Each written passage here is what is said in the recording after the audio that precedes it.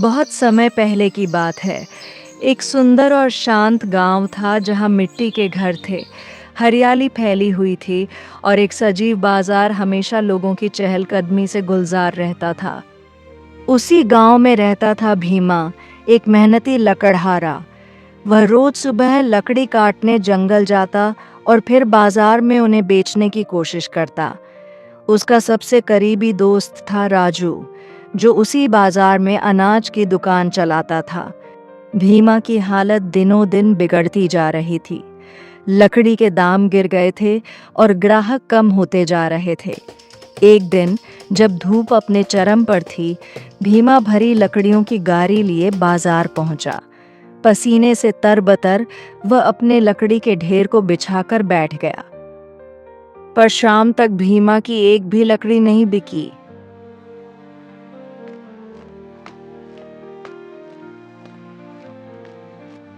आज भी कोई खरीदार नहीं आया।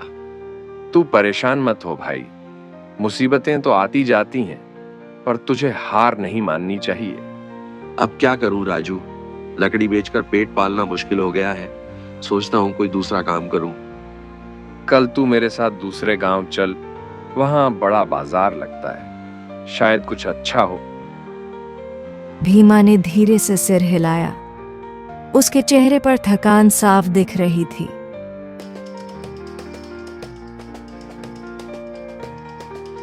वह अपने गट्ठर को लेकर घर लौट आया। रात को भी उसे चिंता ने सोने नहीं दिया।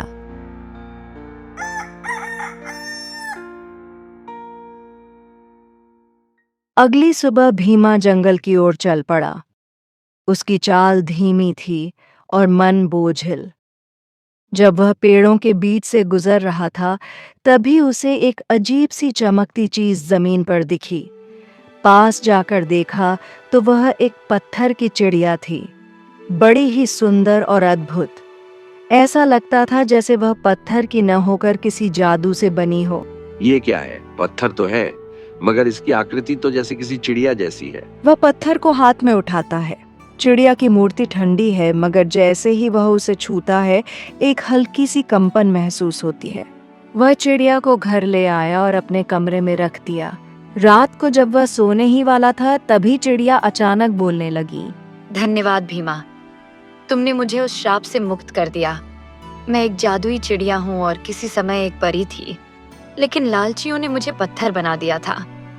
तुमने मुझे छूकर मेरी मुक्ति कर दी। तू बोलती है, ये कैसे हुआ? तुम्हारे जैसे सच्चे दिल वाले इंसान की छुअन ने मेरे श्राप को तोड़ दिया। अब मैं तुम्हारी मदद करना चाहती हूँ। तू मेरी मदद क्यों करेगी? मैं तो बस एक गरीब लकड़हारा हूँ। तुम्हारा दिल बड़ा है भीमा। अब से मैं तुम्हारी समस्याओं को दूर करूंगी। अगले ही दिन जब भीमा चिड़िया के साथ नए बाजार गया, तो वहां कुछ बदला बदला सा था। उसकी सारी लकड़ियां तुरंत बिक गईं। लोग उसकी ईमानदारी और अच्छी लकड़ी की तारीफ करने लगे। अरे भीमा, आज तो तेरी लकड़ी हाथों हाथ बिक गई। ये कैसे हुआ? शायद किस्मत बदल रही है राजू। अब रोज का यही हाल होने लगा। भीमा की हालत सुधरने लगी और उसके मन में चिड़िया के लिए आदर और प्यार बढ़ता गया। दोनों में गहरी मित्रता हो गई।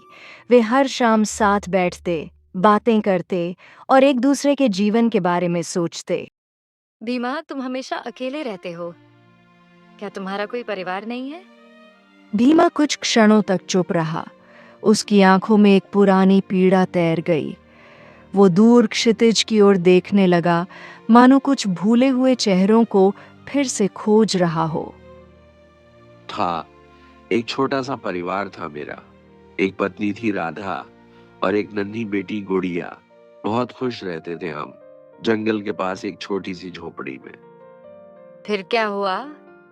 एक साल पहले बारिश का मौसम कुछ ज्यादा ही बेरहम था। पहाड़ी से भूस्खलन हुआ। हमारी झोपड़ी भी मिट्टी में दब गई।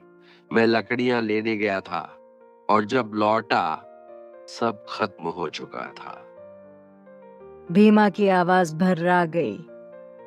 मुझे माफ करना भीमा। मैं तुम्हारे घाव को रेदना नहीं चाहती थी।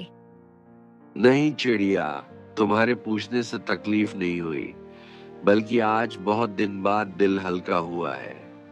तुमने मुझे इंसान जैसा महसूस कराया है, वरना मैं तो बस एक परछाई बनकर जी रहा था। तुम अकेले नहीं हो भीमा। जब तक मैं हूं, मैं तुम्हारी दोस्त हूं। और जो रिश्ते दिल से बनते हैं, वो कभी खत्म नहीं होते। भीमा की आंखों में पहली बार उम्मीद की चमक थी।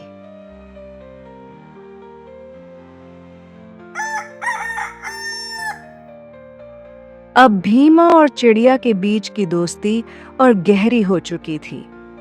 भीमा की दिनचर्या पहले जैसी ही थी, लेकिन अब उसके चेहरे पर स्थिरता थी और उसके बोलों में थोड़ी उम्मीद। कुछ दिनों बाद एक शाम, जब वे अपने पसंदीदा पुराने पेड़ के नीचे बैठे थे, चिड़िया ने धीरे से पूछा, भीमा, क्या कभी सोचा है कि क्यों ना तुम अपनी लकड़ियों के लिए एक छोटा सा गोदाम बना लो? भीमा ने हैरानी से उसकी ओर देखा। गोदाम? मैं तो रोज लकड़ी काटता हूँ, सीधा ले जाकर बाजार में बेच देता हूँ। गोदाम क्यों? चिड़िया ने शांति से जवाब दिया, सोचो, अगर तुम हर रोज कुछ लकड़ियां अलग रखो, अच्छी, सूखी और मजबूत, और उन्हें एक जगह जमा करो, तो जब बाजार में कीमत अच्छी हो, तब एक साथ बेच सकोगे। तुम खुद दाम तय कर सकोगे, मजबूरी में नहीं बेचोगे। भीमा गहरी सोच में डूब गया। तुम ठीक कहती हो। अगर मेरे पास लकड़ियों को रखने की जगह हो, तो मैं जल्दी में कम कीमत पर क्यों बेचूं? चिड़िया ने फिर कहा, गांव के बाहर जो टूटी झोपड़ी है, वहां जगह खाली पड़ी है। तुम उसे साफ करो और कुछ बांस और टीन की चादरों से एक अस्थायी गोदाम बना सकते हो। खर्च ज्यादा नहीं आएगा। भीमा ने सिर हिलाया। हाँ, मजदूरी मैं खुद कर लूंगा। बांस तो जंगल से आ जाएगा और धीरे धीरे गोदाम तैयार हो जाएगा। चिड़िया मुस्कुराई। यही तो बात है भीमा। मेहनत तो तुम हमेशा करते हो, बस अब थोड़ा समझदारी से भी करो। मेहनत और योजना जब साथ हो, तभी इंसान आगे बढ़ता है। भीमा पहली बार किसी योजना पर सोच रहा था और उसे अच्छा लग रहा था। ठीक है चिड़िया, कल से शुरुआत करूंगा। अब लकड़ी बेचने वाला सिर्फ मजदूर नहीं, सोच वाला इंसान बनेगा। शाम ढलते ढलते एक छोटा पर मजबूत गोदाम खड़ा था। बिना किसी मदद, बिना किसी उधार के, सिर्फ मेहनत से बना हुआ। चिड़िया पास के पेड़ पर बैठी सब देख रही थी। जैसे ही भीमा बैठा, वो पास आई। भीमा, ये तो कमाल कर दिया। एक दिन में ही तैयार कर दिया। भीमा ने मुस्कुराकर कहा, जब दिल ठान ले तो हाथ रुकते नहीं चिड़िया। ये मेरा पहला कदम है अपने भविष्य की ओर।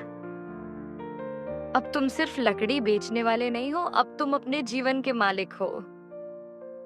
अब गोदाम में रोज नई लकड़ियां आती, रोज खरीदारों की भीड़ लगती।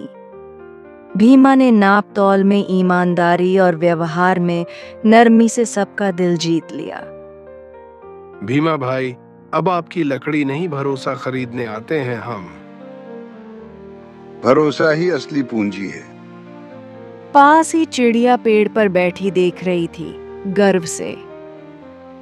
भीमा ने गांव के 2 गरीब युवकों को अपने साथ काम पर रख लिया। तुम्हारे जैसा मेहनती कोई नहीं, आओ मिलकर आगे बढ़ते हैं। धीरे धीरे उसका गोदाम छोटा पड़ने लगा। गांव का प्रधान भी एक दिन आया। भीमा, अब तुम्हारा नाम पूरे इलाके में लिया जा रहा है। गांव की ओर से तुम्हें उद्यमी सम्मान मिलेगा। भीमा भावुक हो गया। उसकी आंखों में चमक थी, पर पैर जमीन पर। अब गांव के युवा बेरोजगारी से नहीं जूझते। भीमा का गोदाम अब एक छोटी सी कंपनी बन चुका था, भीमा वुड्स, जहां 20 से ज्यादा लोग काम करते। पिताजी, मैं बड़ा होकर भीमा चाचा जैसा बनूंगा।